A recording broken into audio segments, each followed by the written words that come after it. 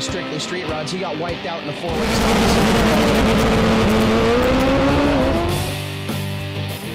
You have the most talented guy in there, but if he's not driving like the rest of the crew, it's just like Drives the truck, he drives the car, he flies the plane. Did he get paid 3 times?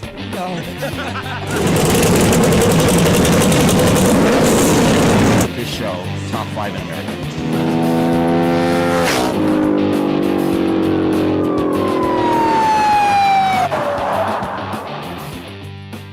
Hello friends, I'm Larry with Rides Done Right. I'm at the Northwest Rodarama, and my guest is Mario Pipkin.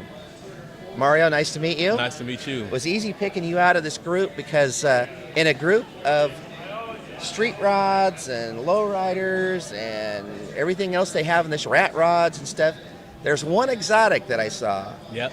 That would be you. Yes, sir. Yes, sir. Mr. I have a Lamborghini. Yeah, Lamborghini Murcielago. How many Lamborghinis you owned in your life? This would be the first one. The first one, Absolutely. man. So let's talk about how long ago did you get it? Including today, Yeah. be about 48 hours. Well, I'd say you're pretty ripe for the pickings. Yes, sir. So, well, we can't really talk about how she handles at 200 on corners because you haven't got there yet. I have assuming. not done that. No. So, just got it and then got it home. And how did you then go about getting in this show then? Because usually they'll like fill up. And how did you get the car in the show then? Yeah, so it was pretty interesting. I actually had another car that I was going to bring this year and realized I had brought that car last year. So I called Larry and told him that hey, we have a bit of a problem and a duplicate car here. And he said, hey, okay, that's fine. You have a good collection. What else do you want to bring? Just bring what else you want. And I said, hey, I just picked up a Lambo. How about that? And he said, hey, that sounds like a winner. I said, I think it'll be a good attention getter. We agreed, and she's here now. And I'm guessing that you guys were all right, that it is an attention getter. Every time I've been over there, I've seen crowds around it. Yeah, it's all day long, especially the kids. You know, the adults love it, but the kids go bananas. They actually run to the car. Oh, wow. Yeah, I bet. So we've got a bunch of photos that we'll be able to show of it. So how did you wind up finding this car? Did you set your radar on it and say, I want to go out and find a Lamborghini, or how did that go? No, it's actually an interesting story. I had a Ferrari, a 575, that I liked but I didn't love. And I had a friend that had a Lamborghini. And I loved his Lamborghini, he loved my Ferrari, and now he owns my Ferrari and I own his Lamborghini. So we actually just... That's a cool story. You talked about a collection, so this has really kind of got me going here.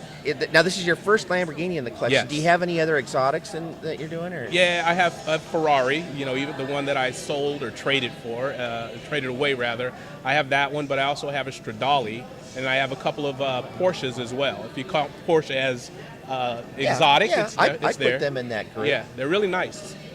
What's the varying years, like, say, a Porsche? Do you have like an older Porsche and maybe a newer one, or how does that? I have a 72 Porsche 911 that I've had for about 30 years.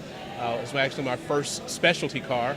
And then I have a 79 Porsche Turbo, which is also a really nice car.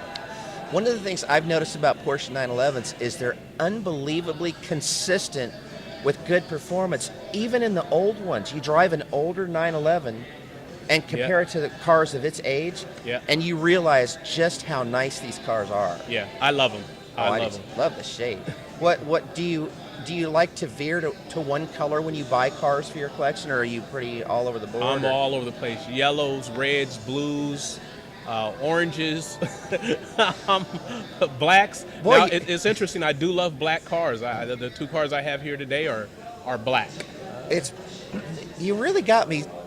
I'm trying to put this all together here. You're saying a lot of colors there. That indicates a lot of... How many cars you got in this collection of yours? 22. 22 cars in your 22. collection. What's the oldest car? 41 Cadillac. You have a 41 Cadillac. Yeah. You got a newer Lamborghini. I mean, you have a very diverse collection. Porsches. No. So what else is in there that's that diverse?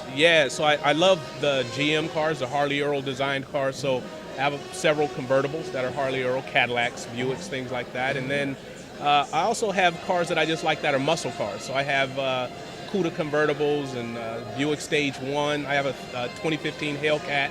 I mean, just among the mix. Man, you got a lot of us salivating. It's got to be fun every day you go to work and you're trying to figure out which car. How often do you drive these cars? Well, in the summer, they're out a lot. You know, it is Seattle, so in the winter, I jokingly say I hibernate them in the winter. I go in and start them up and, you know, polish them and things like that, but I don't drive them too often. But in the summer, they're out. And, you know, I'm part of a car club, of which probably half the club is my family. So we go in and take 5 or 6 cars out every weekend and go to car shows That's or tour. fun. I'm sitting here thinking about how I whine about having to change the oil in my lawnmower and my quad, my 22 oil changes and all the things you got to do to maintain.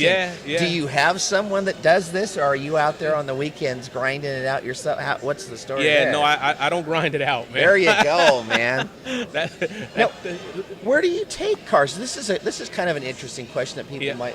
Where do you take cars that, you know, are that nice and you want to get oil changes and stuff? You don't just, you know, run off to some.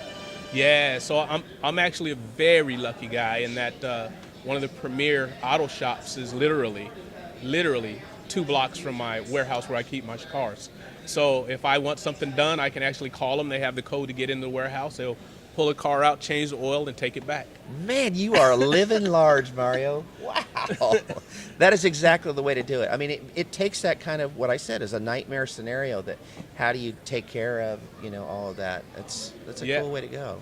It's been great. I love it. Well, I guess stick with it and have fun, and thanks for giving us the time. All right. Thank you. Appreciate that. See you guys next time. Bye.